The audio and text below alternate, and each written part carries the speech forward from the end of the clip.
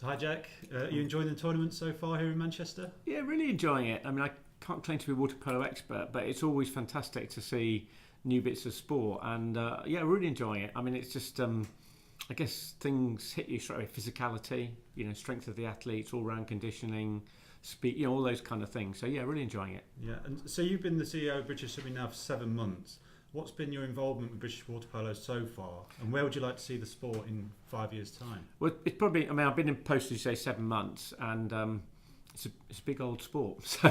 So with British Water Polo, it's been a bit limited really, but that's why I was keen to come up here. I wanted to make sure I'd spent some time across the whole sport, as soon as I could, and obviously. There's a lot of disciplines: swimming, diving, para-swimming, synchronised or artistic swimming. So it's taken a bit of time, but I really wanted to come here because I believe British swimming is responsible across for all the aquatic disciplines, and I'm keen, therefore, to be active and supportive of the community and working with the community on a kind of joined-up strategy around it, really. Yeah, I mean, there's been a real carnival atmosphere in the stands last night. It was incredible with all the noise. So how important is it for British Swimming to continue hosting water polo events like this? I mean, if you look at, I love hosting events. So just and I'm a big fan of events. I think events are key because they're the best way to showcase the sport. They build an audience, and if you do it in the right way, you develop engagement. So I'm always keen to do that.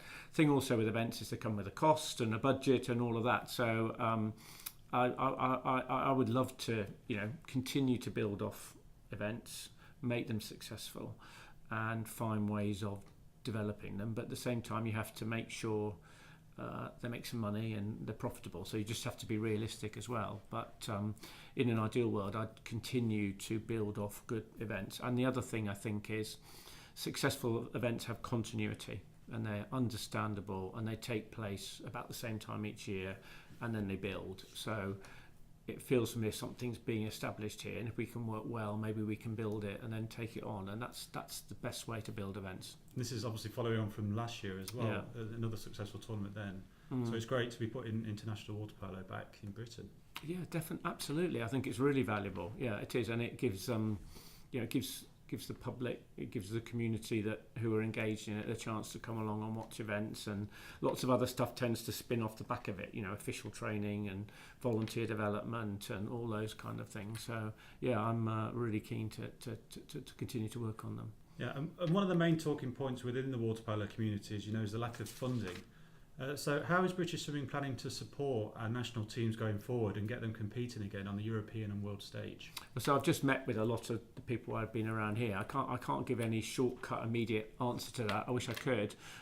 Clearly we are funded by UK Sport for some of the disciplines and certain outcomes, and UK Sport itself is going into consultation around the future.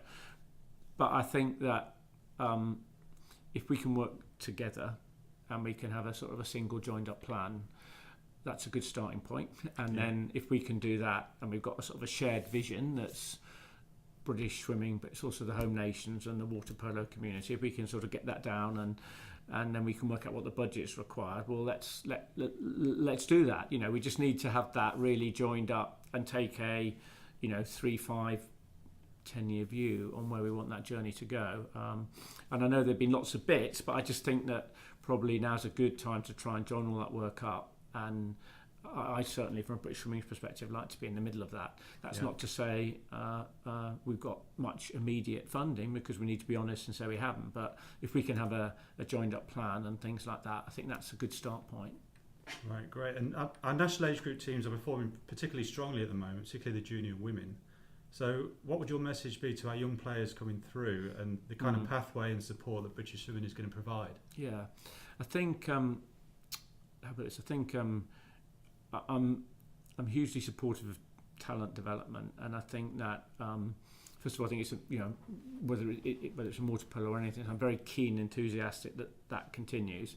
I think myself and others have got a responsibility to give them the chance to compete and aspire to that level, and I'll do my best to do that. I can't.